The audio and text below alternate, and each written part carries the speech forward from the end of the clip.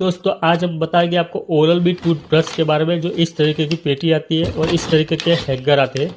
तो इस पेटी के अंदर कुल ऐसे हैंगर आते हैं, 24 हैंगर आते हैं और एक हैंगर के अंदर कुल 13 टूथब्रश आते हैं। यानी कि इसमें दोस्तों स्कीम आती है 11+2 फ्री, यानी कि कुल 13 हमें एक हैंगर पर मिलता है। उसकी MRP दोस्तों है 20 रुपये लिखी है एक टूथब्रश की।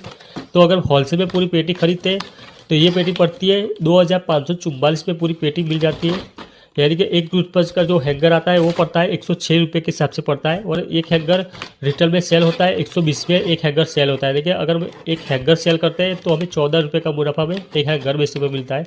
इसके अंदर कुल ऐसे हैंगर आते हैं, 24 हैंगर आते हैं, यानी कि कुल मिला के 336 रुपये का मुनाफा हैंगर बेचने पर मिलता है। अगर हम छुटक पर रिटेल में सेल करते हैं तो एक हैंगर होलसेल से मिलता है 120 रुपये के हिसाब से मिलता है। यानी कि एक टूथब्रश जो पड़ता है वो 9 रुपये 23 पैसे में एक टूथब्रश पड़ता है। दोस्तों MRP के हिसाब से अगर हम सेल करते हैं तो ये हैंगर 20 में सेल होता है, यानी कि 10 रुपये